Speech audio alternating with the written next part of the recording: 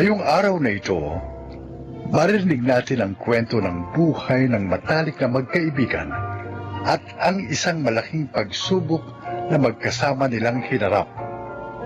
Siya ay si Rona. Wala akong kapatid at wala ring tatay. Single mother ang mama ko. Buti na lang, nung kindergarten pa lang ako, nakilala ko na ang best friend / sister from another mother, si Rhoda. Para sa akin, basta't kasama ko siya, hindi ako mangangamba kahit ano pa ang harapin kong mapagsubok sa buhay. Ito, Besh. Mas mura yata tong package na to. Oo nga. Sige, yun na lang. Okay. Magko-coordinate na tayo dito sa travel agency na ito. Oh my gosh! I am so excited! First trip natin to outside the Philippines! Paris! Here we come! Grabe! Super excited ako! Oy, kailangan mag-prepare na tayo ng mga dadali natin, ha? Ayoko na maraming dala. Ay, ako rin! Ayoko din! Ilan na ba yung napuntahan nating lugar? Ay, basta. We've been to all the regions of the Philippines. Oo nga. Magastos, ha? Pero, ang sayo kaya mag-travel. Ayo. Kaya hanggang sa tumanda tayo, ha? Mag-travel tayo na mag-travel. Gusto kong ikutin yung buong mundo. Para saan pat nabuhay tayo? Kung hindi naman natin makikita ang ganda ng planet Earth natin, di ba? Tama ka dyan. Kapag may asawa na tayo pareho, iiwan lang natin sa kanila yung mga anak natin para makapag-travel pa rin tayo. Oo nga.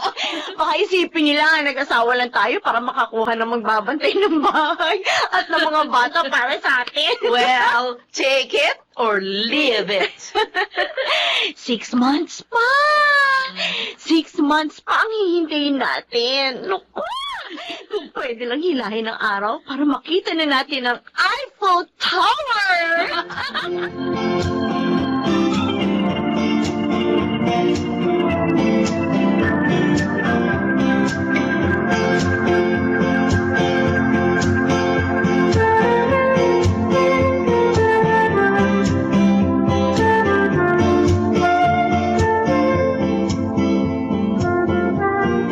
Birthday ko bukas.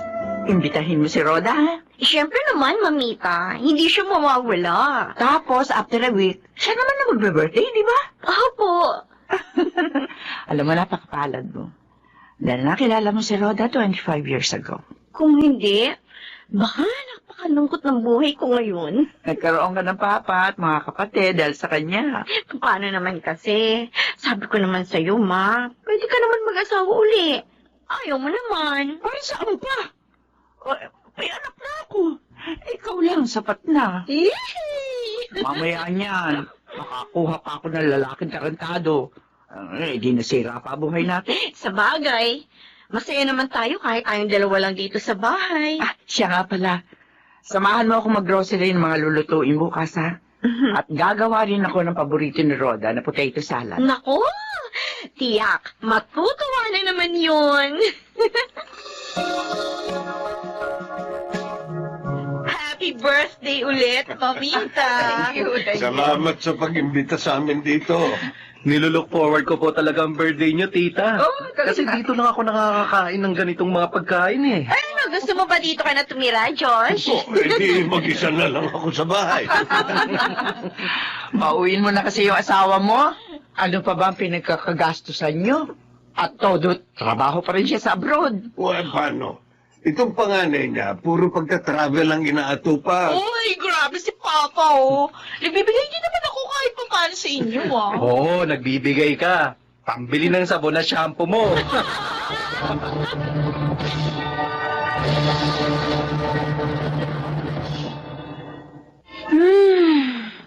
Dito na muna ako matutulog sa inyo, ah. Uy, walang kasama si Mamita. Wala siya sa bahay, doon sa isa kong tita. Okay, ganun ba? O, teka, bakit parang pagod na pagod ka ngayong araw? Ongoing kasi ang annual audit namin, kaya nakaka-stress. Gusto mo manood tayo ng movie? Ayoko. Gusto ko nang matulog. Ay, ano ba yan? Ang boring naman. Buti ko nga, wala kaya tang ginawa maghapon eh. Meron naman. Type lang ng reports. Buti pa, sa inyo na lang ako magtrabaho. Sige. Gusto mo kahira sa hardware? Bakit hindi? Baka mamaya wala pa isang araw magreklamo ka na. Kasi malikabok, mainit, iba-iba yung amoy na naaamoy mo. Ay, wag na lang pala. Yun. Rona, Roda. Siguro dapat tumbal tayo, no? Kahit ang mga pangalan natin, hawig eh. Malamang. Paano nga kaya, no, kung kumbal tayo? Sa tingin mo, may magbabago? Mula mga bata magkasama na tayo. Roda, what if maikli lang pala ang buhay ko? Ano? Hindi, halimbawa lang naman. Paano kung hindi pala ako tatanda? O, paano ka? Ay nako, ayoko nga isipin yan. Mamimiss mo siguro ako ng bonggang-bongga. Tumigil ka nga. Ikaw, puro nonsense siyang iniisip mo. Sorry na. O sige na, yung Paris trip na lang ang pag-usapan natin. 5 months na lang! Nasaan na ba itong si Rona? Kanina ko pa tinatawagan yung cellphone niya. Bakit hindi niya sinasagot? Hi, Mamita! Bakit hindi mo sinasagot yung cellphone mo? Wala naman ako naririnig na nag-ring ah. Teka, asan yung cellphone ko? Hala, naiwan ko yata sa office, ma. Teka, babalikan ko. Huwag na. Mag-drive ka. Alis tayo. Saan tayo pupunta? Sa ospital. Ospital? Bakit? Si Roda. Itinak mo sa ospital. Tumawag sa akin ng papa niya. Kasi hindi ka nga nakukontak. Oh my gosh! Talaga, ma! Tara na! Bilisan natin!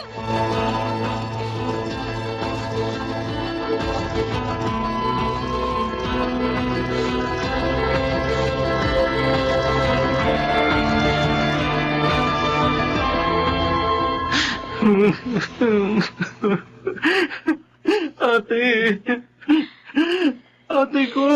Sana, Josh. Walang mangyayaring masama sa ate mo. Ate Rona, hindi na siya humihinga nang nakita ko siya sa kwarto niya.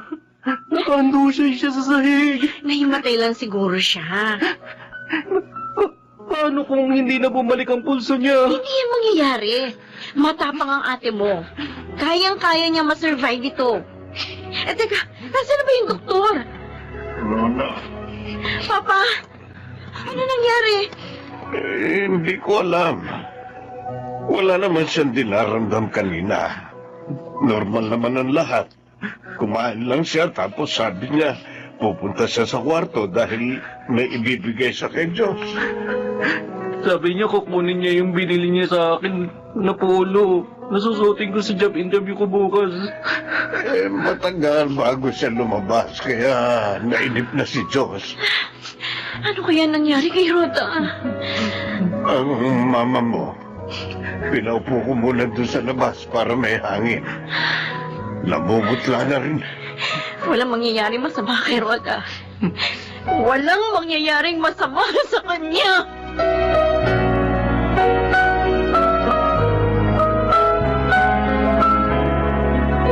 Ang pamilya ni Rhoda, Kami po, Dok, kumusta siya? humihingi po ako ng paumanhin. Bakit po? Ano nangyari sa anak ko? She didn't make it. No, Oh, hindi totoo yan. Patay na siya. hindi. Ano na ko? Sinungaling kang doktor ka.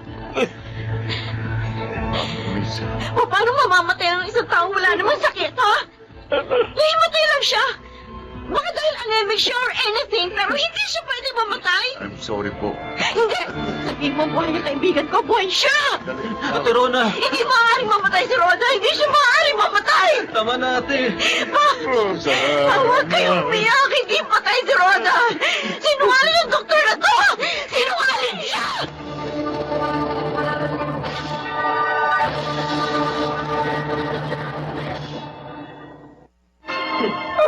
Roda, anak.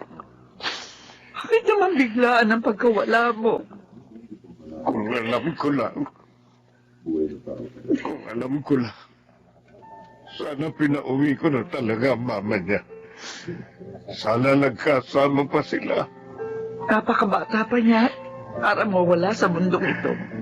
Hindi ko alam kung makakaya ko ito. Hindi ko alam kung paano babangon at magpapatuloy sa buhay na wala na ang panganay ko. Si Rhoda. Hanggang ngayon ayaw niyang tanggapin na wala na si Rhoda. Kahit si Diyos, walang sino man sa atin ang nakapaghanda sa pigating ito. O Rhoda, anak, bakit ikaw pa? Bakit ikaw pa?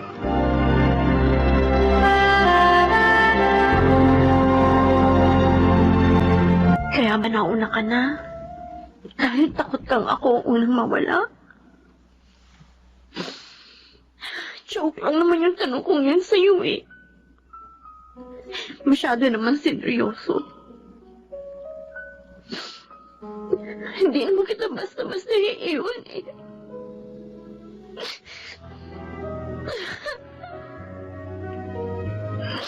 Rhoda, bakit naman ganito? Alam mo namang, ikaw na ang itinuturing kong kapatid mula pa noon.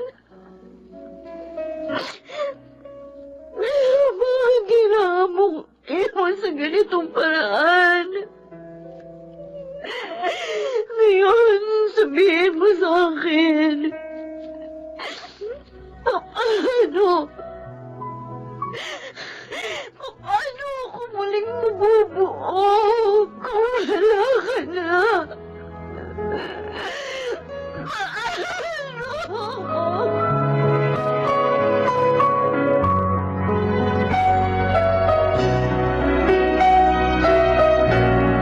Bukas na ang flight mo papuntang Paris, Rona.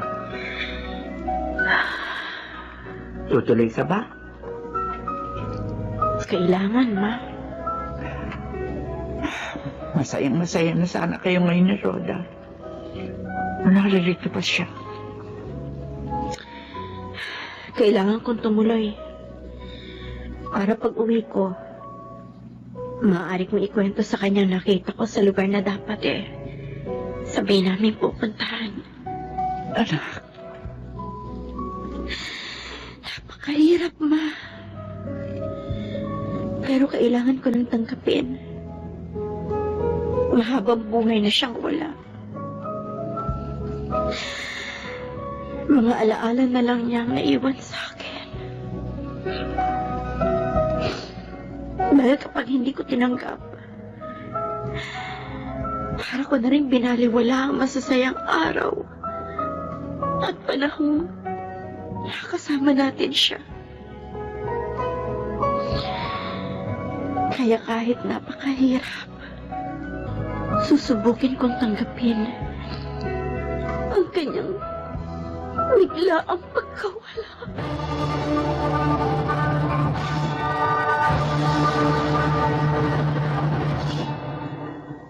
Dahil kay Rhoda, napatunayan kong napakaikli lang ng buhay. Kaya nararapat lamang na huwag nating sayangin ang bawat araw na ibinibigay sa atin. Dahil hindi natin alam, bukas o sa makalawa, hindi na tayo mabibigyan ng pagkakataong makita ang ganda ng mundo at makasama ang mga taong mahalaga sa atin. Ako po si Rona at ito ang aking buhay. Life is short and time is gold. Mga kasaibihang gasgas na, ngunit sana mapagtanto nating hindi lamang ito basta kasabihan, kundi paalala sa atin na maging wise tayo sa paggamit ng bawat oras at araw na ibinibigay sa atin ng may kapal. Mga nagsiganap, Rosana Villegas, Susan Robles, Lionel Benamin, James Quaton, Phil Cruz, at Chiquit del Carmen Amor sa papel na Rona. Naglapat ng angkop na tunog Jerry Mutia. Sa musika, Buboy Salonga. Supervisyong teknikal, Eric Lucero at Bong Villar. Creative Consultant, Phil Cruz. Production Assistant, Anching Cruz. Ito'y mula sa panulat ni Rita Labanon. Sa direksyon, June Martin Ligaspi at Maynard Landicho Jr. Ito ang aking buhay.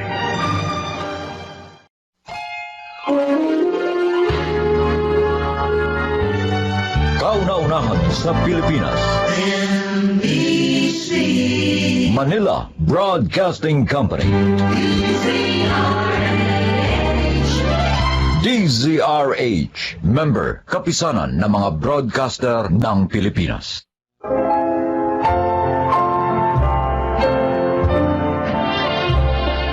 Magandang araw po mga kaibigan.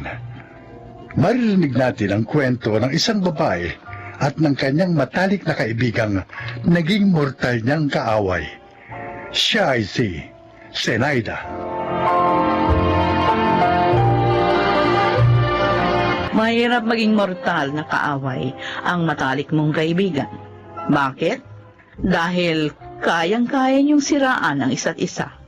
Lalo na at pareho niyong alam ang halos lahat ng sikreto ng bawat isa. Yan ang natutuhan ko sa mahabang panahong pagiging magkaaway namin ng dati kong best friend. Sino na naman ang nagsigarito sa likod bahay? Ngayon pa talaga, ha? Pupunta pa naman dito sa direksyon ng bahay namin ang hangin. Puno na ng usok ang bahay, ha? Zenaida! Hoy! Ikaw na naman ang may gagagawa nito, ano, Zenaida? Hoy, Rufina! Tulog ang apo ko, ha? Huwag kang maingay. Kung ayaw mo hagisan kita nitong baga. Aba, at ikaw pa itong matapang dyan, ha? Kung hindi ka nagsigarito, tahimik sana tayo. At anong gusto mo? Itambak ko ng itambak ang mga basura namin dito? Hanggang sa maging parang payatas na itong bakuran ko? Di sana sinindihan mo na rin yung sarili mo. Kasi basura ka rin naman. Ah, ganon. Ma! Ma! Ay, naku, hintayin mo ako dyan at tatawid ako dyan. O sige, tumawid ka nang maisama kita rito sa mga sinusunog kong basura. Total, plastic ka! Ma! Ma, tama na yan! Alam mo, Halika na ha? sa loob! Sige. Hindi! Bitiwan mo ako, Gingging! Tayo na sa loob!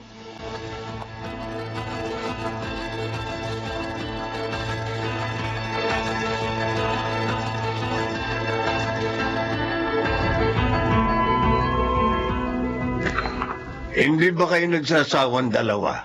May walang araw na hindi kayo nagraratratang gamit ang mga bunganga nyo.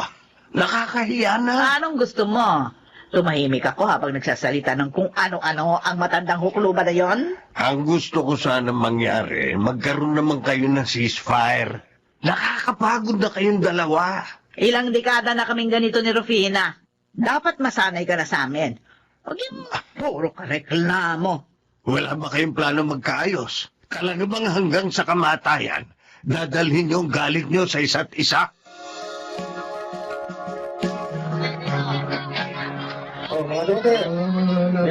Oh, ibigay ko na sa itong lahat ng isdang ito, ha, Ging? 200 na lang ito para makauwi na ako. Talaga, Banjo? Oo. Ay, sige. Hindi ko yan tatanggihan. At saka, pauwi ka na ba, ha? Sumabay ka na sa tricycle ko. Ay, oo. Pero, teka lang, bibili muna ako ng pansahog dito. Okay, sige. Total, magliligpit pa naman ako, hintayin kita, ha? Sige, Banjo. Pero doon lang kita sa may papasok sa atin ibababa, ha? Makakagalitan na naman ako ni Mama kapag nalamang pinasakay kita, eh. Oo, ayos lang. Naiintindihan kita. Bakit naman kasi ang ayaw ng mga nanay natin? Naipasa pa sa ating mga anak nila, eh. Ay, nako. Ang mainam pa, Banjo. Sa paningin lang naman talaga tayo hindi nagpapansinan eh. Kapag hindi naman sila nakatingin, magkakaibigan naman tayo, di ba? Sa bagay nga, tama ka. O sige, bibili muna ako ng gulay. O sige, oh. Hihintayin kita rito.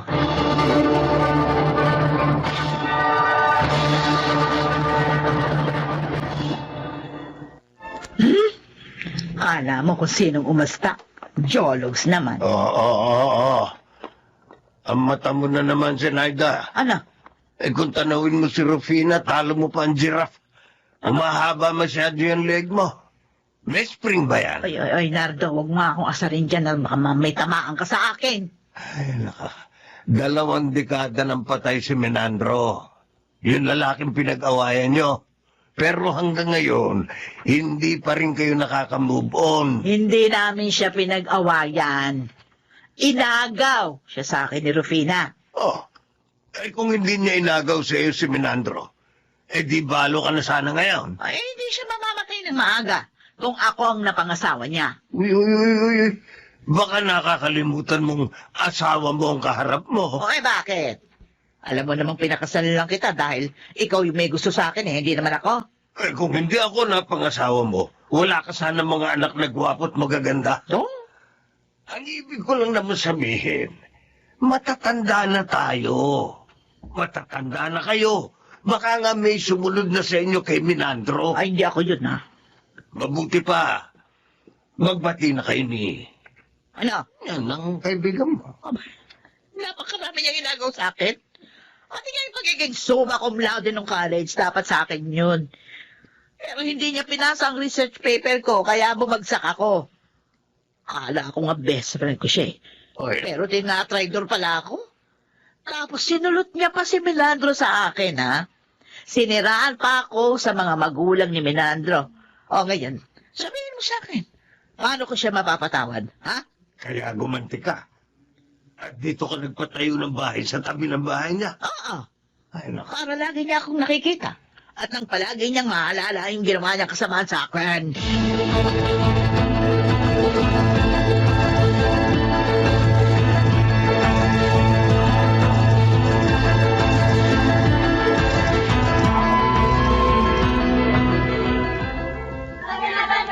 Oh, isang piling na lang itong saging. Bilhin nyo na. Akin na ito! Oh. Akin! Ba ito? Nag-aagaw ako. Nakahawak dito. Anong ikaw? Tingnan mo nga, dalawang kamay ko nakahawak sa saging. Oh, Rufina, Sanaida. Bitiwan nyo saging malalabog din. Baka hindi ko na yan maibenta. Bibilin ko ito. Ako ang bibilin nito. Magkano ba ito, Ente? 180 yan. Malalaki yan. Oo, ito, ayan, 200 yan. Keep the change. Hindi, Ente.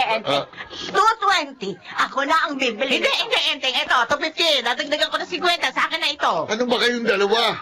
Ano? Kung gusto nyo, pareho ng saging na yan. Teka ha, hahatiin na lang natin yan.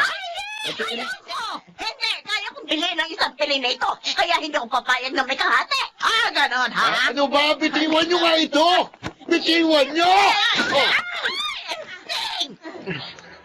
Hindi ko na lang ito pagbibili. Ay, di ba?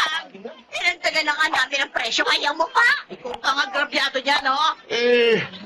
Ako na tuloy yung inaaway nyo ngayon. Ako naman Wala ngayon. ngayon. Hindi na ako bibili ng saging sa'yo. Ako rin, hindi na ako bibili. Ano ba?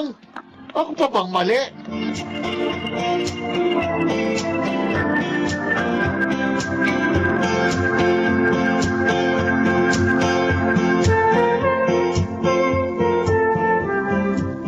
Ay, nako! Sarap naman ang hangin dito sa bakura namin. Ay, nako. Mga halaman ko. Didiligan ko kayo para presko kayo. Hindi kagaya ng iba dyan na para lamang gulay. Mabuti ba ang hangin? Fresh! Hindi tulad ng iba dyan, parang amoy isdang bilasa. Baho! Iniinisa naman talaga ako na sinayda na ito, ha? Aray ko, ang dibdib ko. Bakit? Parang sumasakit sa Sarap ng hangin dito. gabi pa ito, ha? Kaya ang mabaho. Dahil may amoy ba na Aray ko, aray ko, ang dibdib ko. Ay! Aba, si Rufina! Ha? Ako, Rufina! Bakit ka natumba?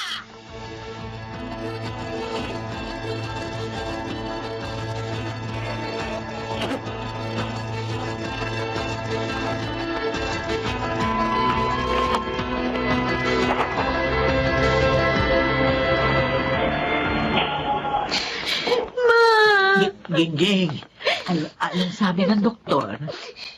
Auntie Zen, cardiac arrest daw. Kanina pa siya nire-revive. Atake? Sa puso? Opo. Ilang araw na nagre-reklamo si Mama na masakit ang dibdib niya. Akala ko nga kung ano lang eh. Diyos ko. Salamat po pala. Kasi inagapan niyo siya kanina. Kung hindi kayo humingi ng tulong, baka hindi ka agad siya naisugo dito sa ospital. Nagulat ka ako nang bigla siyang bumagsak eh. Diyos ko. Sana makasurvive si Mama. Oo, ay, pagdasal natin siya. Halika, magdasal tayo.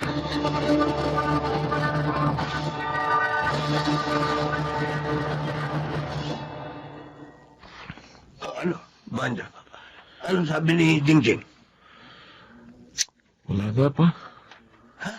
Wala na si Auntie Irvina. Oh, Diyos ko. Anong sinabi mo? Patay na raw. Nagising lang daw ng isang araw at isang gabi.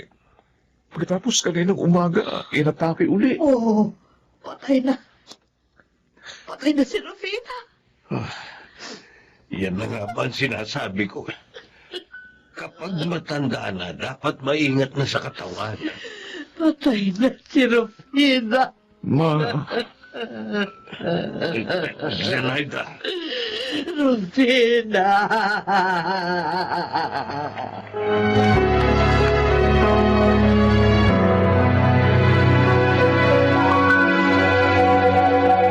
Salamat sa pagpunta, Auntie Sen. Nakikiramay ako. Ting. Maupo po kayo, Auntie. Hindi naman totoo na hindi ko pa siya napapatawad. Oo. Matagal ko na siyang napatawad. Kaya nga, nakaya kong tumira malapit sa kanya. Kaya lang, sa lahat ng mga nangyari, talagang hindi naman kayang bumalik pa sa dati.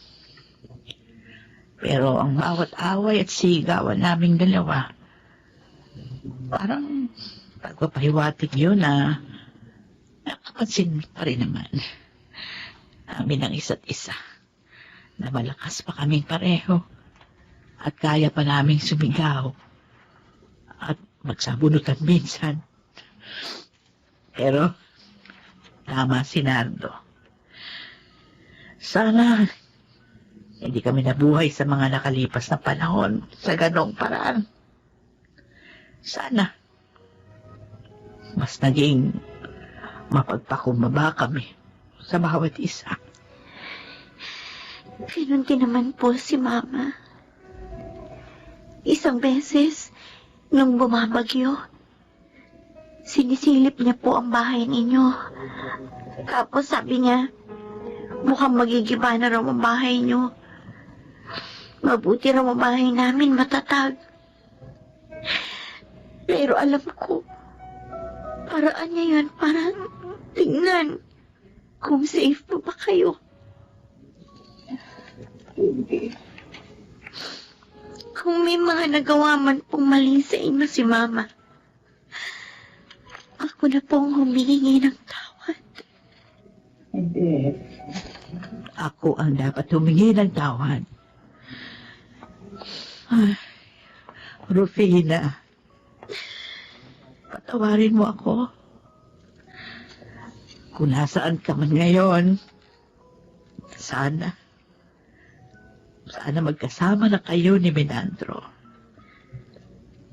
Dahil alam ko, nagiging masaya ka kapag kasama mo ang kaisa isang taong iyong minahal.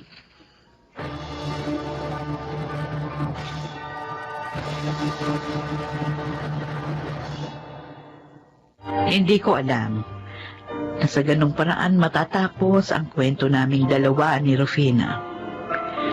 May mga pagsisisi pero huli na ang lahat. Ngayon, gusto kong sabihin sa mga nakikinig na kung may mga tao mang nakasakit sa inyo, patawarin niyo na sila.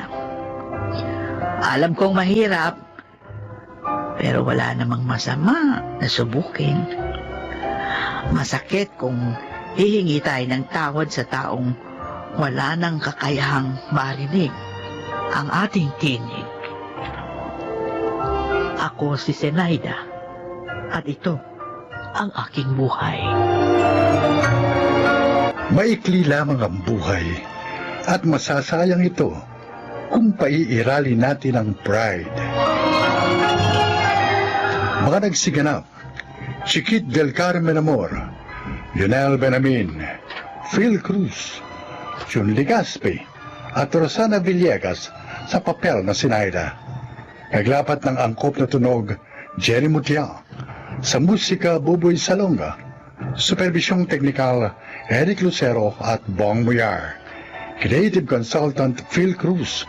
Production Assistant, Anching Cruz. Ito'y mula sa panulat ni Rita Labanon. Sa direksyon, June Martin Legaspi. Ito ang aking buhay.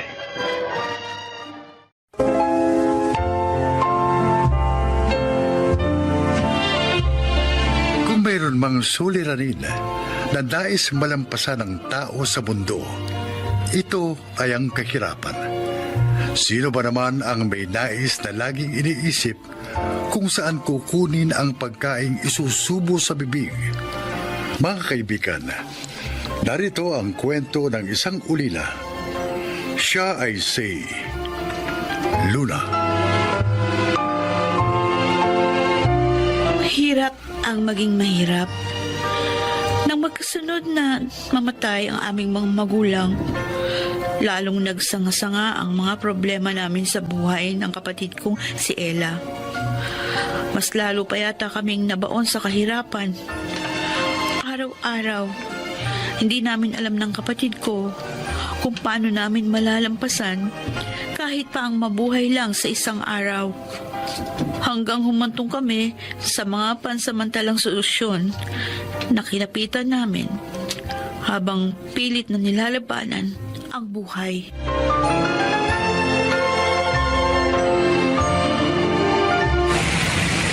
Ganito lang ang gagawin nyo.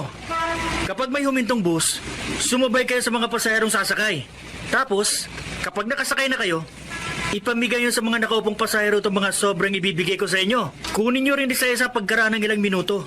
Mabilisan lang ang kilos. Kasi nga, may mga supladong konduktor na pabababain kayo. Sige, alam na namin ang gagawin, Ryan. Ganito gagawin natin, ate. Ikaw ang tagabigay ng sobre at ako naman ang tagakuha sa mga pasahero. Yun! Tama yung naisip ni Ella. O paano? Text-text na lang kung saan tayo magkikita-kita mamayang alas 5 ng hapon, ha? Pagkatapos nating rumakit. Okay. Sige, text-text na lang. O sige na, mag-iwa-iwala na tayo. Kita-kits na lang mamaya, Ryan! Ay, teka, siya nga pala. Huwag niyong kalilimutan. Magsuot ka ng face mask at face shield, ha? Requirement niyo sa pagsakay sa bus.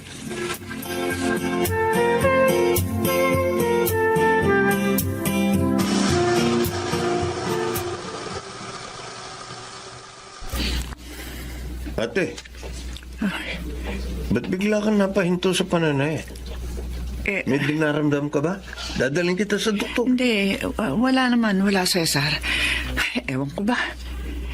Bigla na lang kumabog ang dibdib ko na maalala ko yung magkapatid na Luna at Ella. Oo nga. Halos 5 taon na rin kasi mula nung magpunta tayo sa kanila.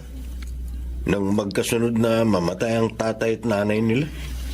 Baka ikaw may kung anong dinaranas ang magkapatid at nangangailangan ng tulong. Mabuti pa, dalawin natin sila, ate. Total, matagal pa naman ang deadline ng mga purchased order mong ready to wear. Para na rin natin pahinga ang araw na pupunta tayo sa magkapatid. Yun nga naiisip ko, Cesar. Tsaka sabik na sabik din na kumakita sila. O sige, bukas sa bukas din. Mamimili tayo ng mga ipapasalubong sa kanila.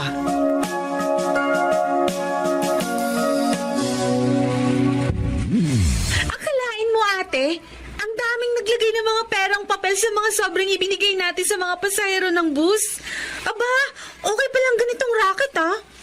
Alam mo, Ella, hindi pa rin tayo dapat masanay sa ganyang gawain. Huh? Panluloko yung ginagawa natin. Hindi naman tayo nag-aaral pero sinasabi natin sa mga pasahero na yun ay para sa ating pag-aaral. Yung hinihingi natin na limos sa kanila. Siguro, una at huling sama na natin ito kay Ryan. Ano ka ba, ate? Karirin na natin to. Hindi na tayo magugutom sa diskarte natin to? Ang rin natin kung paano tayo makakaiwas araw-araw sa panlalait ni Mang Frank. Ayan na, Nakita ko paparating. Naku. Haharang na naman niya sa dadaanan natin. Ay! Magkapatid ang busabos! Ate, anong gagawin natin? Basta pag sinabi ko sa itakbo, tumakbo ka na, ha? Oo, ate. Kung ganun, takbo na, Ella! Takbo! Mga patay gutom na to! Nilampasan lang ako! Mga bastos! Huwag niyo akong busitin dahil isang araw! Ipabubuldoser ko ang barong-barong niyo! Tingnan ko lang kung may magagawa kayo! Mga perwisyo sa mundo!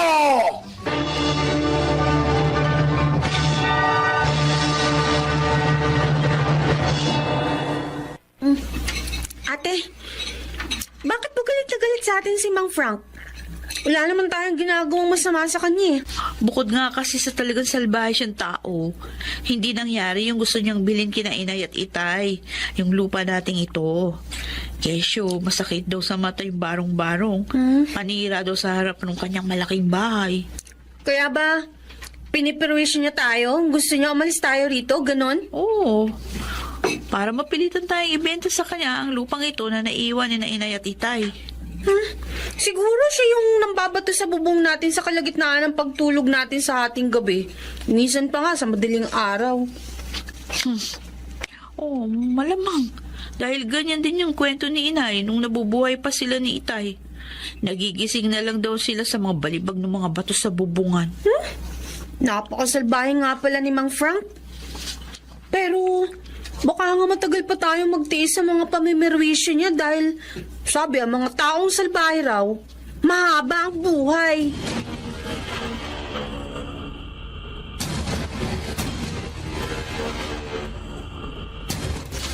Marami-rami na rin itong mga dilat at instant noodle na madadala natin kina Luna at Ella, Ate Ori.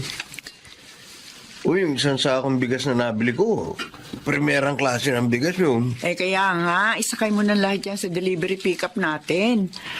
Mainam na yung maaga tayo makabiyahe. Abe, malayo-layo rin tong Taytay sa Tundo. Yung sobrang ibibigay natin sa kanila. Ready na ba, Ate? Oo. 10,000 yung inilagay ko sa loob. Alam mo kung tutuusin, maliit na halaga lang ito. Kumpara sa pagkupkup na ginawa sa atin ng kanilang ama't ina, noong naulila rin tayo at nasa panahon ng paghihikahos. Naaalala ko pa rin ang lahat ng yun, Ate. Hindi ko rin makakalimutan ang kabaitan sa atin ng mga magulang na magkapatid nung ang mga ito'y nabubuhay pa.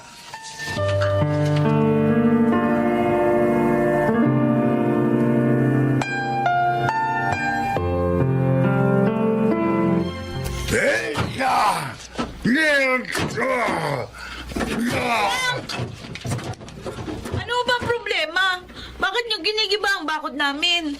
Dahil sa ganitong paraan ko lang maibubuhos ang galit ko sa barong-barong nyo na matagal ko nang gustong mawala sa harapan ng bahay ko. Siyempre, pati ko yung patay gutom at inutan nila magkapatid. Aba, masyado na po yata kayong lumalampas sa mga karapatan namin, Mang Frank. Una, wala kayong karapatang sirain ang pag-aari namin. Lalo na laitin ang aming pagkatao. Dahil kahit na nagugutom kami, hindi namin kayo piniperwisyo. Anong hindi piniperwisyo? Alam nyo bang hindi ako makapamuhay ng maayos kapag nakikita ko kayong labas-masok dyan sa barong-barong ninyo? Araw-araw naaalibad-baran ako sa mga pagmumukha ninyo. Kung nagagalit kayo ng walang dahilan, problema niyo na po yun. At kung galit man kayo sa inyong sarili, huwag niyo na kaming indamay. Wala naman kaming kinalaman sa galit niyo na inaalagaan dyan sa dibdib niyo. Masyado kayong madakdak. Basta gigibayin ko itong bakod nyo sa ayaw nyo sa gusto. Eto!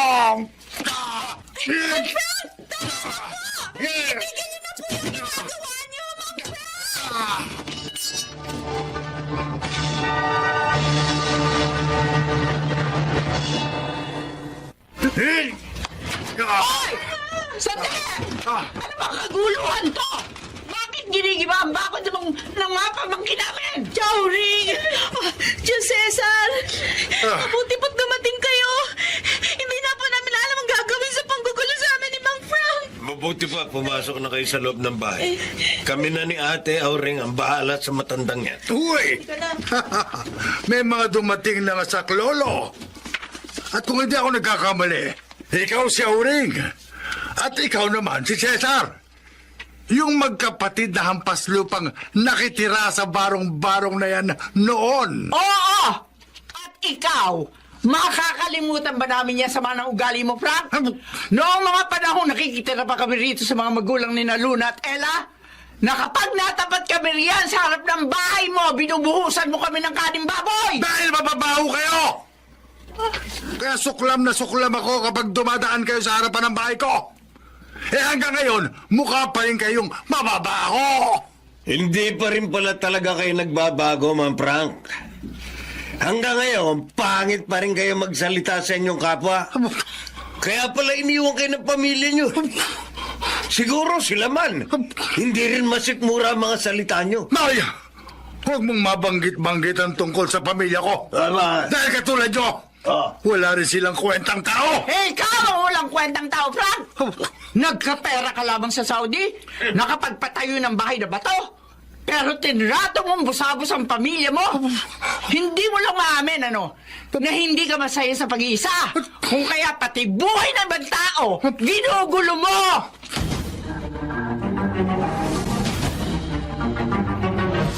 Salamat. Mabuti po't dumating kayo, Chauri. Kahit po kasi isumbong namin sa barangay si Mang Frank, hindi rin nila kayang awatin sa pagwawala. Ay, naku. Kalimutan na nga natin niya si Frank. Kaya kami nagawi rito, para ihatid sa inyo mga dilatang ito. Saka yung isang sakong bigas. Wow! Oh, tsaka ito. Kunin niyo magkapatid ang sobrang ito. Ay, Para sa inyo talaga yan. Ang dami naman po nito, Chowring. Tapos may pera pa po. Maliit na bagay lang yan.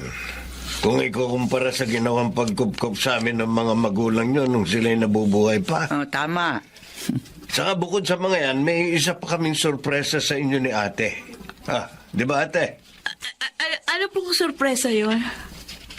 Kahit kasi may pandemya, abay lumalakas pa rin yung purchase orders namin ng mga ready to wear. Lalo na yung sa mga pambata. Naisip ko, turuan kayo magkapatid na manahin ng mga shorts at sando para magkaroon kayo ng permanenteng pagkukunan ng isabubuhay. Opo. Kaya po namin matutong manahi. Opo. Gusto po namin. O sige, pansamantala, yung lumang makina ko muna ang gagamitin niyo sa pag-aaral sa pananahe, ha? At kapag sanay na kayo, yung electric sewing machine ang gagamitin niyo. At kapag natuto na kayo ng gusto, abay kayo na ang gagawa ng mga purchase orders para sa mga pambatang shorts at sando. Chauri, maraming salamat po. Huwalog po kayo ng langit sa amin.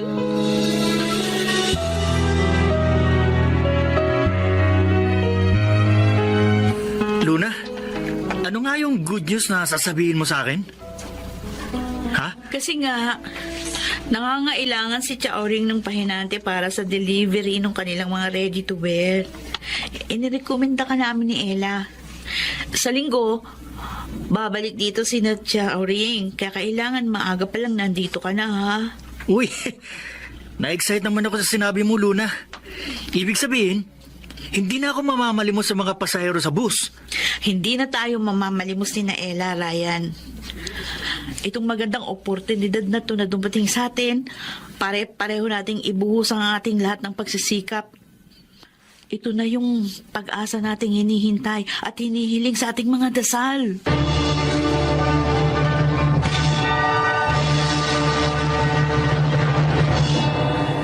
Hanggang ngayon, hindi pa rin ako makapaniwala sa magagandang bagay na dumating sa buhay namin ni Ella. Totoo nga palang kung ano ang itinanim, siya ring aanihin. At kami ang umani sa kabutihang itinanim ng aming mga magulang kina Chaoring at Tio Cesar. Sa kasalukuyan, sa amin ay pinagkakatiwala ni Chaoring ang kanyang mga purchased order ng mga damit pambata. Kung kaya, naipaayos na rin namin ang aming tinitirhan. At si Mang Frank, Unti-unti na ring binago ng paglipas ng mga araw ang kanyang mga negatibong pag-uugali. Sa abot ng makakaya namin ni Ella, tinutulungan namin siyang malampasan ang kanyang mga pinagdadaanan. Ako si Luna. Ito ang aking buhay. Manatiling may pag-asa. Pag-asang kasabay ng paglingap ng Diyos. Dahil ang mga pagsubok, mayroon mang simula, ay mayroon ding katapusan. Mga nagsiganap: Jenaline de la Cruz, Susan Robles, Yunel Benamin, Maynard Landicho, at Bobby Cruz. Naglapat ng angkop na tunog, Jerry Mutia. Sa musika ni Buboy Salonga. Supervisyong teknikal, Eric Lucero at Bong Muyar. Creative consultant of Phil Cruz. Production assistant, Anching Cruz. Ito'y mula sa panulat ni Sel Barlam. Sa direksyon, Salvador M. Reales. Ito ang aking buhay.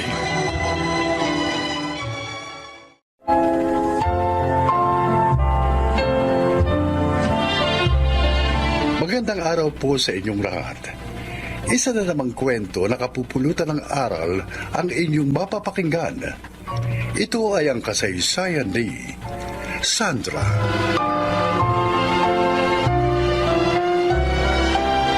Five years na kaming kasal ni Harold. Maligaya naman ang aming pagsasama, ngunit hindi ko akalain na isang pagsubok ang maagang darating. Busog na ako, Bes. Nasira na nga yung diet ko eh. Ang sarap mo kasing magluto. Ay, naku. Talagang masarap magluto itong hani ko. At maasikaso pa, ha? Itong asawa ko, binola pa ako. Aba, hindi bola yun, ha? Totoo lang ang sinasabi ko, ha? Nakakaingit naman kayo. Ang sweet nyo. Ay, salamat nga pala sa inyo dahil pinatiran nyo ako dito. Especially sa'yo, Bes. Gusto ko rin naman kasing narito ka para magkukwentuhan tayo ng husto habang nagbabakasyon ka dito sa ating bansa. Thanks talaga. Hindi ka pa rin nagbabago.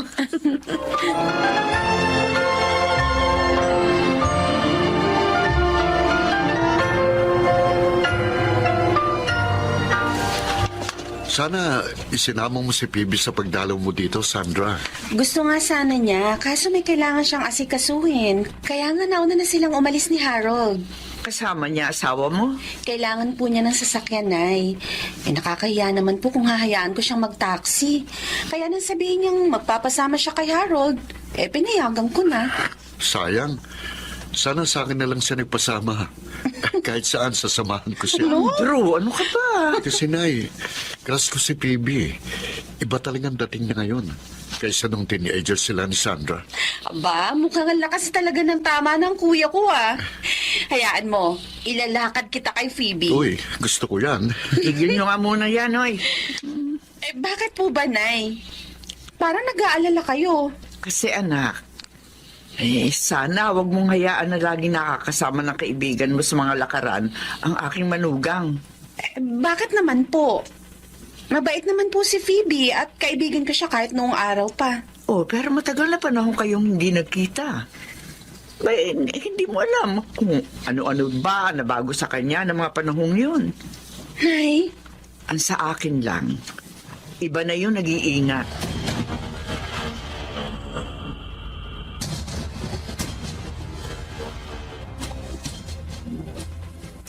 Oh, ang sabi mo, may aasikasuhin ka.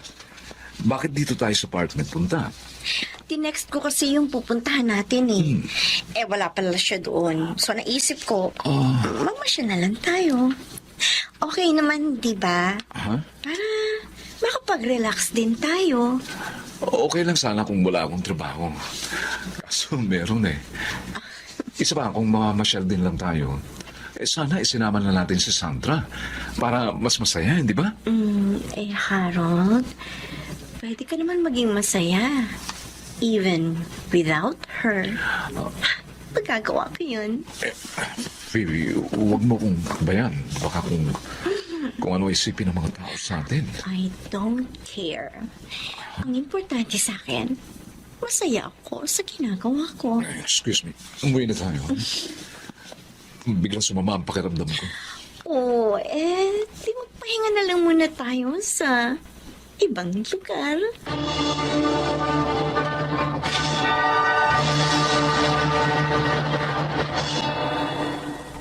Mukhang wala ka sa mood magtrabaho, pare. Nakasimangot ka eh. Ikaw pala, Rodel. Nag-away ba kayo ng misis mo? Mabait ang asawa ko, pre. Masikaso at napakamaunawain. Walang dahilan para mag-away kami. Kung ganon, ibang problema. Rodel, yung kaibigan niyang balikbayan, O ano? pinatira niya sa amin yun dahil nagbabakasyon nga rito. Alam mo ba kahapon? Nagpasama sa akin. May aasikasuhin daw siya.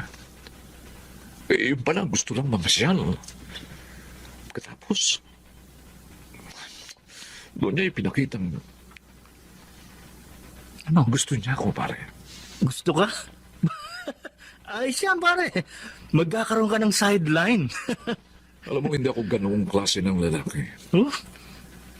Naiinis nga ako sa kanya eh. Dahil kaibigan niya ang basis ko. And then, nagawa niyang lukuhin. Ano ngayon ang balak mo? Sasabihin mo ba yan kay Sandra? Ewan ko, hindi ko alam. Iniisip ko kung maniniwala kaya siya sa akin pag sinabi ko yun. O baka mas kampihan pa niya ang kaibigan niya.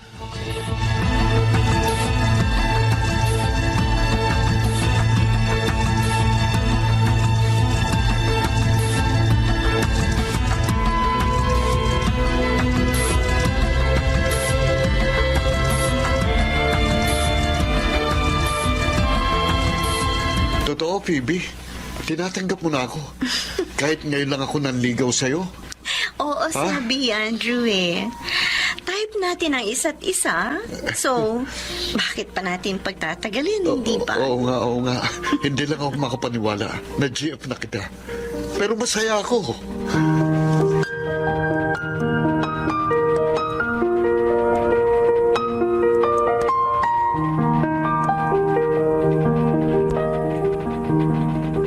Ano po? Sinagot na ni Phoebe si Kuya? Oo, anak. Kagabi rin mismo. Ay, nakakagulat. Ang bilis naman. Bay, nagulat din ako eh. Hindi mo pala alam ang nangyari. Wala akong nabanggit sa akin si Phoebe hanggang umalis siya kaninang umaga. Oh, saan siya nagpunta? May dadalawin daw ang mga kaibigan niya. Anak, kinakabahan ako sa babaeng yon. Nay? Bay, mukhang iba na siya eh. Parang hindi seryoso. Baka paglaruan lamang niya ang kapatid mo.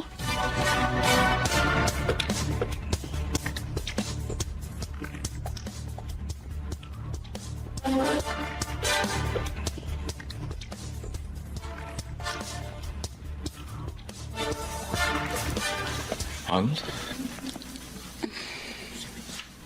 Mukhang malalim ang iniisip mo. Ano ba yun? Ba't hindi ka pa natutulog? Sina Phoebe at Kuya Andrew. Nakita ko sila kanina nang ihatid ni Kuya si Phoebe dito. Oh, Masaya naman sila, pero alam mo, si Inay, iniisip niya na baka paglaruan lang ng kaibigan ko ang kapatid ko. pwede mangyari yun. Harold? Han, tingin ko kasi napaka-liberated na ng kaibigan mo. Hindi siya yung Phoebe na inilarawan mo sa akin na mahinhin.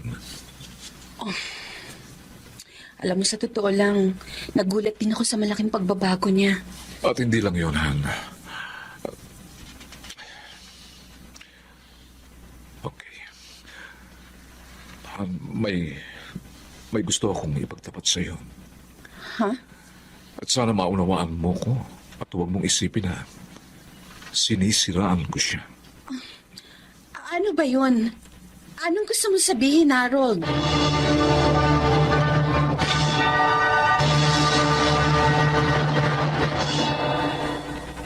Here we are, and Andrew. Sure ka ba na gusto mong magstay tayo dito? Of course. Wala namang masama sa gagawin natin. Hindi na tayo mga bata. I know. Nagugulat lang talaga ako sa bilis ng mga nangyayari sa atin. Come on. Huwag ka na mag-isip na kung ano-ano. Huwag na tayo magsayaw ng oras. Andrew.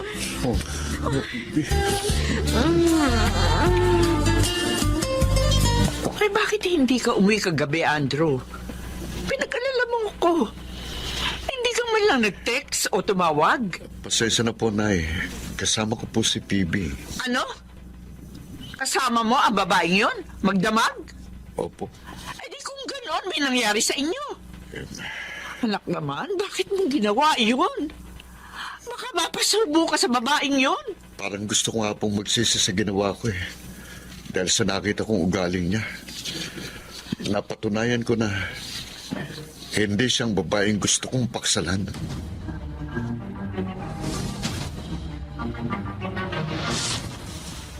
Hi, Harold. Phoebe, bakit ka lumabas dito sa sala ng napakanipis ng suot mo? Hindi pa naman gabi para matulog. Tsaka baka may makakitang iba sa'yo. At sino naman ang makakakita? Wala naman si Sandra dito ngayon. Tayong dalawa lang. Phoebe, bitiwan mo ko. Alalahanin mo ang kaibigan mo ang asawa ko. At nobyo mo ang kapatid niya. Hindi nila ito malalaman. Hindi natin ipapaalam. Ano? At saka, hindi ko naman talaga gusto si Andrew. Sinubukan ko lang naman siya. Kung gano'n, pinaglalaruan mo lang siya. Pero ikaw, Harold, hindi ko gagawin sa'yo yun. Phoebe, I will make you happy. Dahil ikaw, talagang gusto ko. lumayo ka sa akin. Tinulak mo ko. I'm sorry. Pinilit mo kong gawin yan. Sinabi ko na sa'yo, mahal ko ang asawa ko. Tama lang ang ginawa mo sa babaeng yan, Harold. Sandra? Walang Sandra? hiya ka, Phoebe! Sana, niloko mo ng kapatid ko. Gusto mo pang ahasin ang asawa ko? I'm sorry. Magmagandang loob ako sa'yo dahil akala ko, ikaw pa rin ang dati kong kaibigan. Sandra, please. Sino pala? Explain. Lumayas ka na rito. No. Ayaw na kitang makita pa!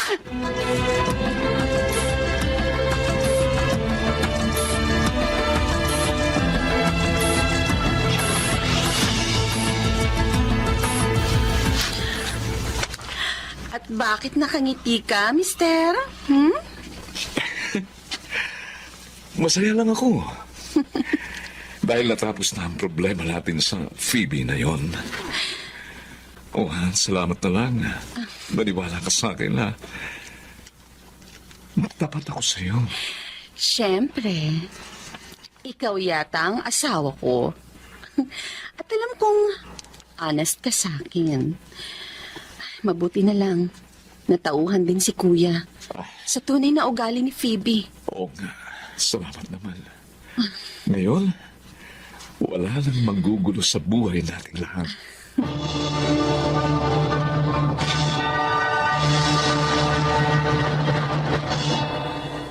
Dahil sa pangyayaring yun, lalong lumaki ang respeto at pagmamahal ko sa aking asawa.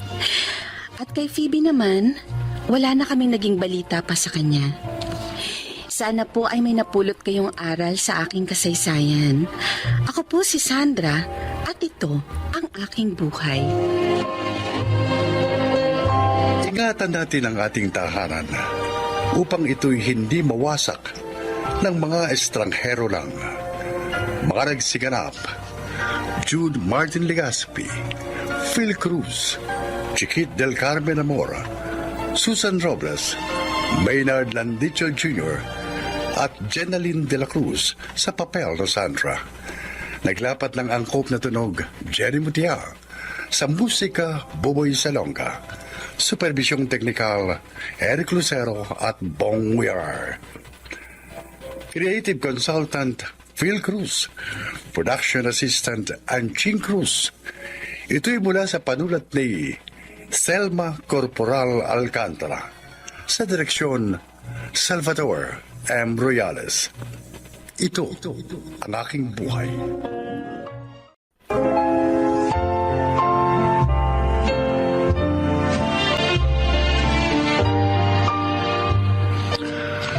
Mga kaibigan, sa araw na ito, inyong maririnig ang kwento ng isang anak na naghahanap ng buwang sa pagmamahal ng kanyang ina. Siya ay si Stella.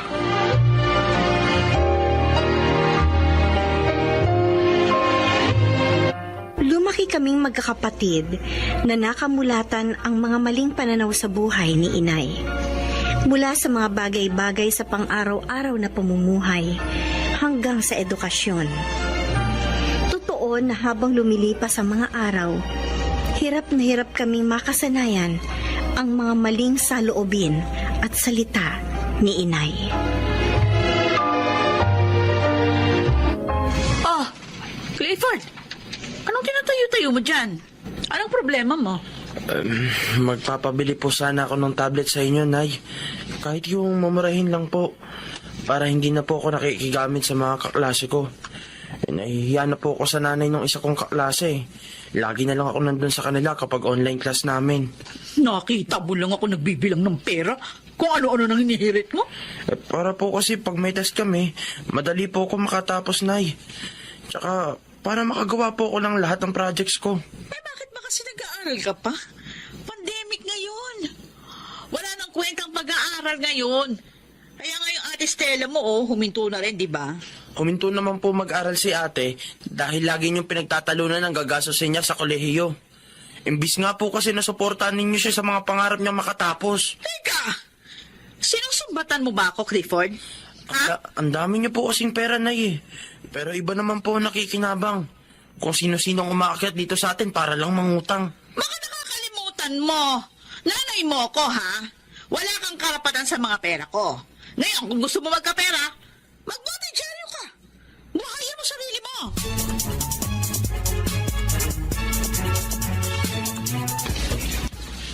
Uy, Ate Stella. Kahit pa maglakad pusa ka, alam kong ikaw yung dumaan sa harapan ko. Pakunwari ka pa eh. Talaga, Alfon? Alam na alam mong amoy ko, no? Kahit asul ang mga mata ko, may pang-aninag kaya ako. Ayan oh, kulay-pula yung suot ng t-shirt, di ba? Aba, may tama ka. At dahil dyan, may premyo ka sa akin 1 tasang kape. Siyempre, yun naman talagang ire-request ko sa'yo. Ate, yung may gatas ha. Alam mo na, ang gusto ko sa kape, yung malinamnam. Oo na, no? Gusto mo, may kasama pang matsakaw. Uy, matsakaw! Paborito ko yan. Sige ate, isasawsaw ko sa kape.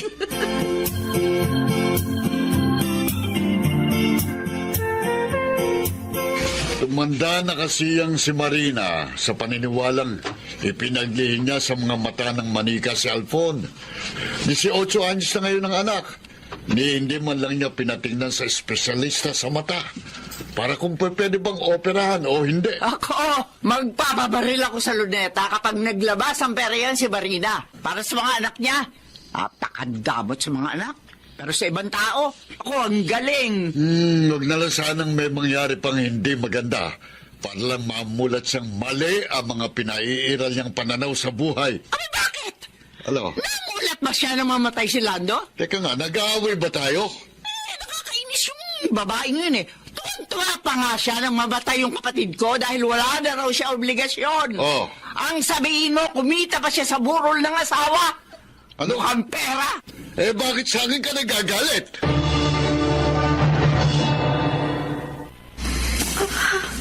Ano to? Bakit may dugo dito sa inidoro? Kaninong dugo ito? Clifford? Ate, Sinong galing dito sa banyo? si Kuya Alfon na nakita akong kalalabas lang ng banyo. Bakit? May dugo kasi ako nakita sa inidoro eh. Ibig sabihin sa Kuya Alfon mo yun? Alam nga naman sa akin yun. Malinaw na malinaw ang ihi ko. Tsaka nagbubuhos ako lagi ng inidoro sa tuwing gagamit ako ng banyo.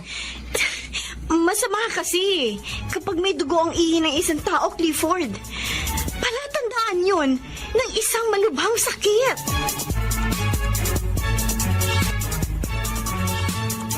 Eh, paano nga hindi mamanasin niya si Alfon? Puro kain tulog na lang yung trabaho. Namamaga na nga yung katawan sa kakakain at katutulog. Abay, ipa-check up mo pa rin, Marina. Delikado pa rin yung pamamanas ng mga paa. Baka may kung anong infection na mayroon si Alfon. Kailangan magamot agad yun. Paglalagain ko na lang ng dahon ng balabayang si Estela para yun yung painom doon sa kapatid niya. Doktor pa. Sayang lang ang pera. Eh, kahit ba malakas yung kita ko dito sa ukay-ukay, ano, uubusin ko sa kanya?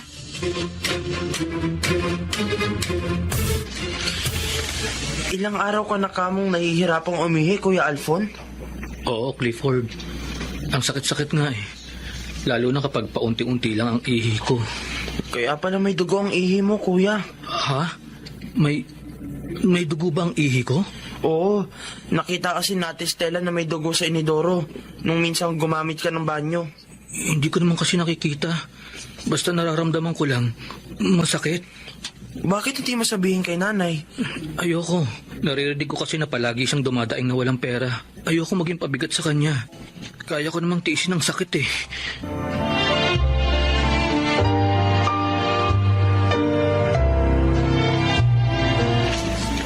Naisip niyo po ba yun, Nay? Si Alfon pa ang nag-aalala sa kalagayan ninyo.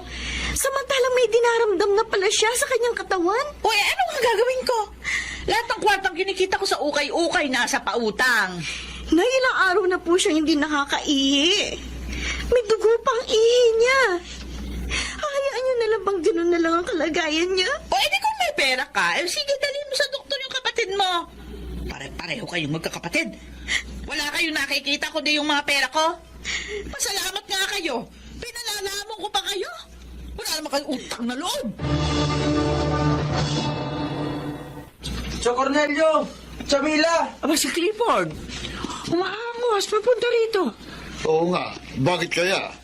Chong! Chang! Oh, Pinapunta po ko rito ni Ate Stella. Tulungan daw po ninyo kaming dalhin si Kuya Alfon sa ospital. ha? Putlang-putla na po kasi siya. Tsaka nangingitim po ang mga kuko. Aba, kung gano'n, tara na. Sumakay na tayo sa tricycle at nang maisugod na natin sa ospital si Alfon. Mahalagang bawat oras.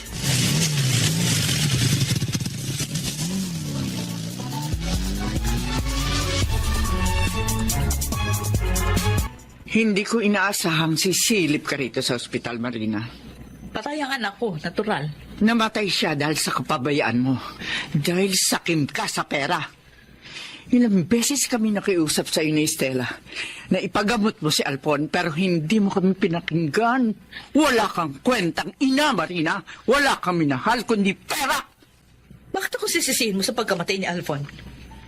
Kung hindi na talaga gumagana yung bato niya sa katawan, o ano magagawa ko? Wala ka man lang pagsisisi sa mga pananalita mo.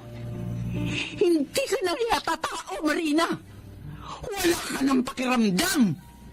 Hindi mo nararamdaman ang masasakit na nangyayari sa paligid mo.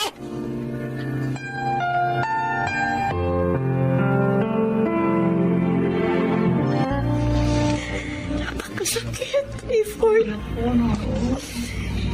Maraming masasayang alaalang iniwan ng Kuya Alfon mo. Nagpupunta ako sa kusina para magtimpla ng kape. Parang nakikinikinit ako. Nakasunod pa rin siya sa likod mo. Ako rin ate. Lalo na kapag kinakanta niya yung mga paborito niyang kanta. Pakiramdam ko, nasa tabi ko lang siya. Para ko pa rin naririnig ang malamig niyang boses. Hindi ko alam kung makakasanayan ko.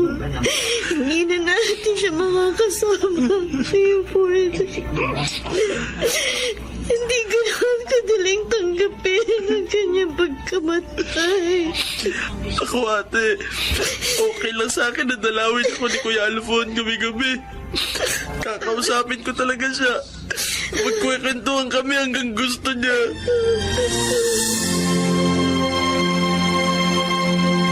Stella, Bakit nag-impake ka ng mga damit niyo ni Clifford? Kung noon, hindi kami sumama kina Chang at Chong sa paghimok nila sa kanila na kami tumira. Ngayon, buo na ang desisyon namin ni Clifford, Inay. Iiwan niyo ako ni Clifford. Kung noon ka pa nga namin gustong iniwan, baka buhay pa si Alphon hanggang ngayon. Pero paano ko maitutuwid ang mga pagkakamali ko sa inyo? Kung iiwan niyo ako. Totoo ba ang naririnig ko, Nay? Naitutuwid niyo na ang inyong pagkakamali? Pero bakit ngayon lang? Bakit ngayon lang? Nawala na si Alphon. Na dapat ay siya nakadama ng pagmamahal at pag-aaruga ninyo. Kailangan ba munang mamatay ng kapatid ko? Para lang mamulat kayo? Stella, anak. Alam ko hindi madaling tanggapin sa parte mo ang paghingi ko ng tawad. Pero nagsusumamo ako. Sana nga, Nay. Sana nga may sinseridad sa mga sinasabi ninyo. Alam niyo ba, ang ganitong sandali ang lagi ko hinihintay sa inyo. Araw-araw, sa tuwing dadaan ako sa simbahan, ang pagbabago ninyo ang dinarasal ko. Dahil mahalaga kayo sa amin, Nay. Kayo ang nagbigay sa amin ng buhay. At pinasasalamatan namin yun. Ikinararangal namin yun, Inay.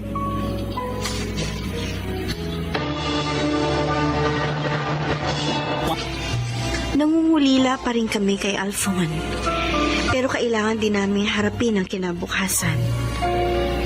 At si Inay, malaki na ang kanyang ipinagbago. At sa lalo pang paglakas ng kanyang ukay-ukay business, kasama na kami ni Clifford sa kanyang mga pagsisikap. Ngayon, ini-enjoy ni Clifford ang kanyang online school. At ako, tulad ng pangarap ko, nag-enroll ako sa kursong Computer Engineering sa isang state university. Ako, si Stella. At ito ang aking buhay.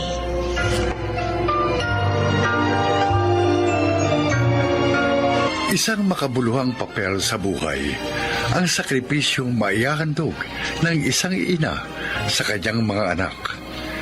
Pero kung minsan, kakambal din ito ang mga pagkakamali. Bagamat sa ibinibigay na maraming pagkakataon, laging hindi maramot ang pagbabago. Mga nagsiganap, Rosana Villegas, Susan Robles, Alan Ortega, Angelo Alcantara, Phil Cruz, at Chiquit del Carmen Amor sa papel de Stella. Taglapat ng angkop na tunog, Jerry Mutia, sa musika ni Buboy Salonga.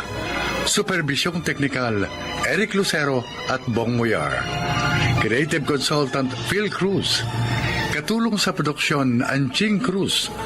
Sumulat ng ating kasaysayan, Sel Barlam. Sa direksyon ni Salvador M. Royales. Ito ang aking buhay.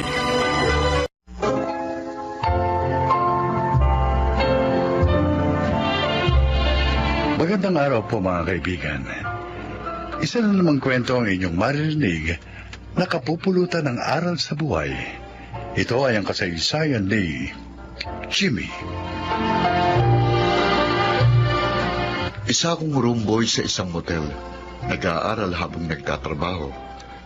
Ayaw ni inay ang trabaho ko, pero hindi na kayang itaguyod ang aking pag-aaral. Kaya nang dumating sa akin ang trabahong yon, agad kong tinanggap.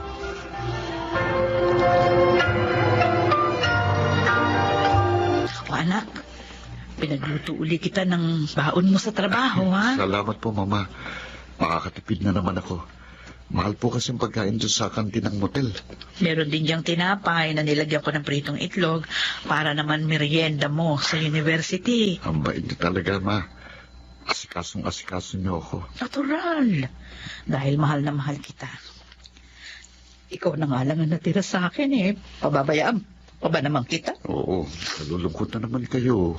Naaalala ko lang kasi ang ate mo. Huwag po kayong umiyak. Dapat to, salubungin natin ang masayang umaga. Kasi po, every morning is a blessing. Pasensya ka na, anak. Hindi ka ba naman nahihirapan sa sitwasyon mo? Nagtatrabaho ka habang nag-aaral. Hindi naman po. Kasi kapag walang ginagawa, nakakapagbasa po ako sa motel. Mag-iingat ka sana lagi sa iyong trabaho. Maraming tukso sa lugar na iyon. Kaya mag-ingat at maging matatag ka.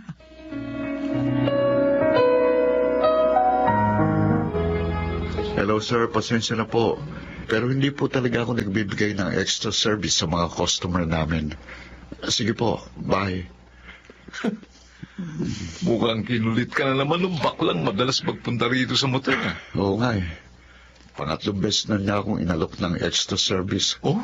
Bibigyan daw niya ako ng kahit 2K. Aba, Pumayag lang ako kahit sandali lang.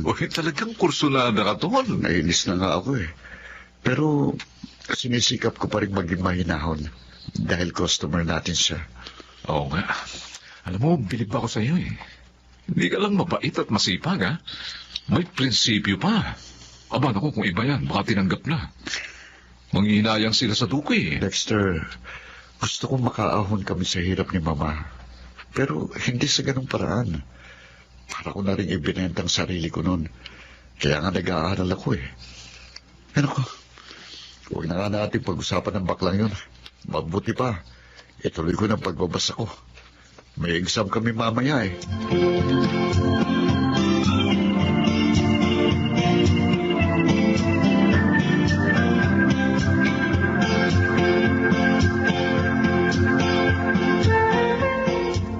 Bakit wala ka na namang ganang kumain na po?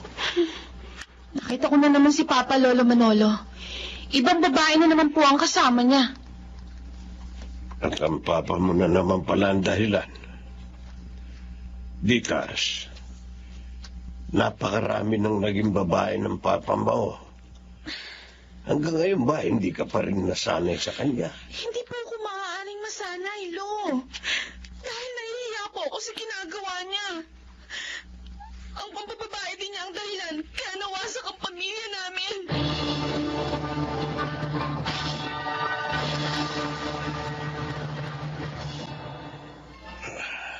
Kawawa naman si Ditas. Napuno na ang puso niya ng sama ng loob sa kanyang ama. Kasalanan ko. Kaya lalong naging babaero ang aking anak at nasira ang kanyang pamilya. Kinonsinti ko siya sa kanyang mga kalokohan. Sa halip na ayusin ko sila ng kanyang asawa, inayunan ko pa ang aking anak. At ang apo ko ang nagdurusa ngayon sa kahihiyang ibinibigay ng kanyang ama sa amin. Ang kaliwat ka ng pambababae ng aking anak. Paano ko pa kaya maitutuwid ang aking pagkakamali? Paano?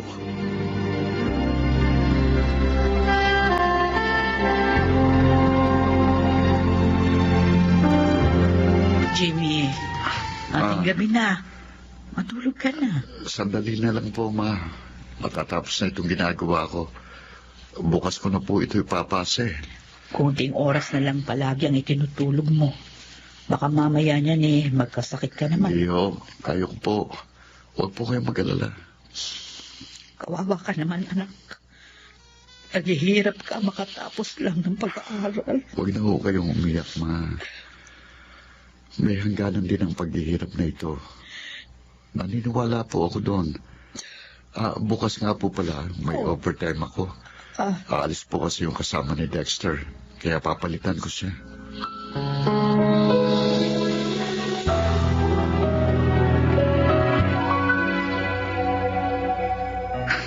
Bakit ganun? Naalala ko na naman yung dalagang pumasok kanina. Yung kasama ng matandang lalaki. Umiiyak kasi siya. Bakit nga kaya siya umiiyak? Hindi pa niya boyfriend ang kasama niya? Ano yun? Yung dalagang nakita ko kanina. Miss! Bakit, Miss? Ano nangyari? Bakit may dugo ang damit mo? Yung lalaki kasama ko kanina, si Sir Adolfo, sinaksa ko siya. Ano? O, Diyos ko! Hindi ko gusto yung ginawa ko. Kasalanan niya. Kasalanan niya.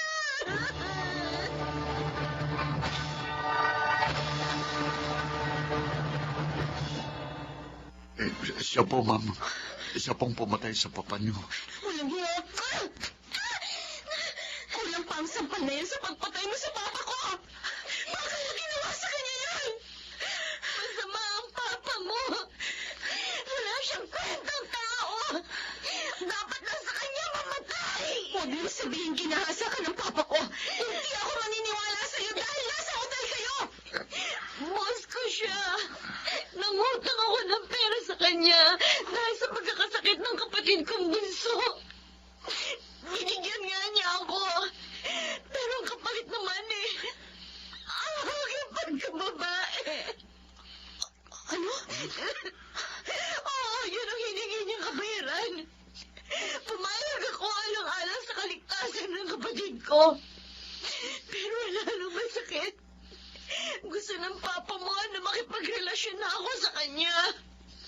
At kapag hindi naman ako pumayag, ipagkakalat niya sa lahat ng tao ang mga nangyari sa amin. Pati na nakuha niya mga larawan namin. O, Diyos ko. Gano'n pala kasama yun. Kaya pala umiiyak ang babae ito nang pumasok sila sa motel. Kaya sa galit ko, pinano ko ang pagpatay sa kanya.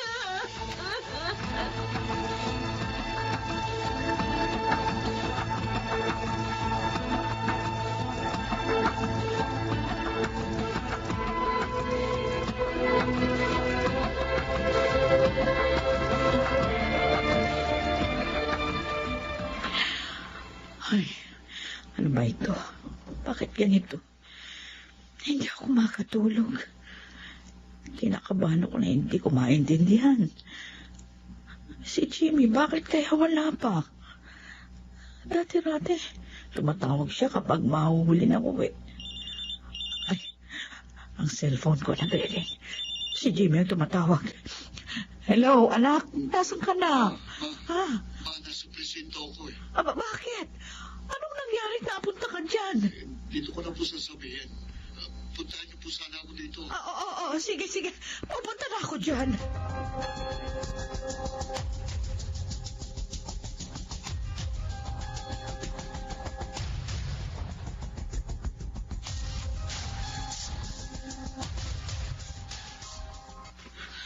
Jimmy! Ay, ma.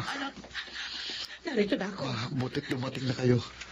Miss Titas, ang mama ko po, si Mama Lourdes. Kayo? Kayo ang mama ni Jimmy? Titas?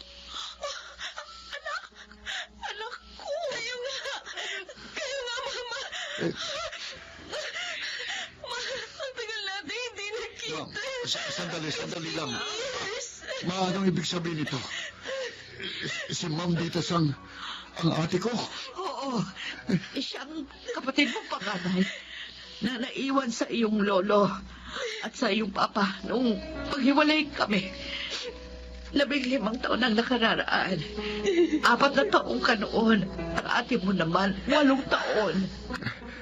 At ang namatay, hindi lang pala papa niya, kundi papa ko rin.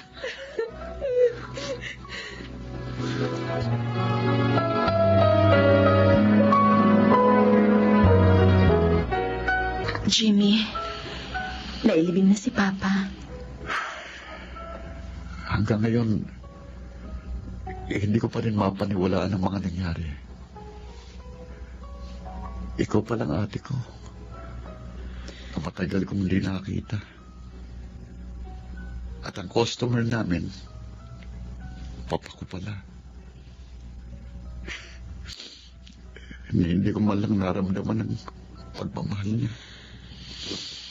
Dahil nga 4 years old ka pa lang na maghiwalay sila ni Mama. Pero kung hindi mo man nadama ang pagmamahal niya, ako, bilang ate mo, Jimmy, pangako ko sa'yo, mamahalin kita. At magiging masaya tayo ni na Mama.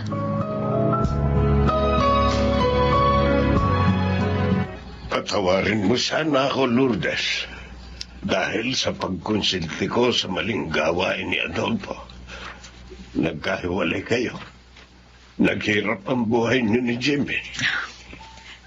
Kalimutan na ho natin yun, Papa Manolo. Hindi na natin maibabalik pa ang lahat. Wala na si Adolfo. Tama po si Mama, Lolo Manolo.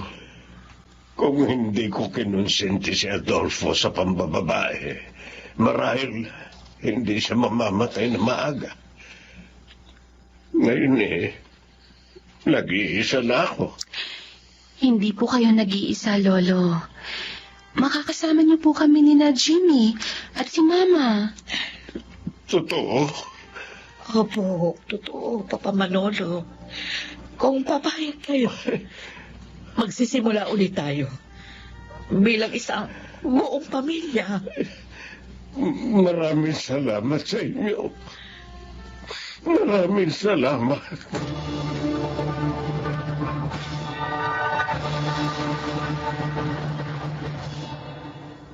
Iyon ang naging simula ng maligayang pagsasama namin ni na Ate Ditas at Lolo Manolo. Tunay ngang ang bawat hirap ay may katapat na ginawa. Ako po si Jimmy at ito ang aking buhay.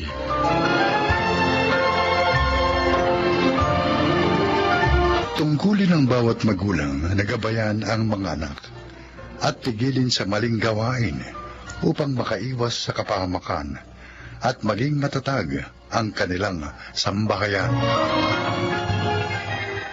Mga nagsiganap: Rosana Villegas, Jeneline de la Cruz, Lionel Benamin, Chiquit del Carmen Amor, June Martin Legaspi at Phil Cruz sa papel na Jimmy. Naglapat ng angkop na tunog Jerry Matia. Sa musika, Buboy Salonga. Supervisyong teknikal, Eric Lucero at Bong Mayar. Creative Consultant Phil Cruz. Production Assistant Anching Cruz. Ito'y mula sa panulat ni Selma Corporal Alcantara. Sa direksyon, June Martin Legaspi at Maynard Landicho Jr. Ito ang aking buhay.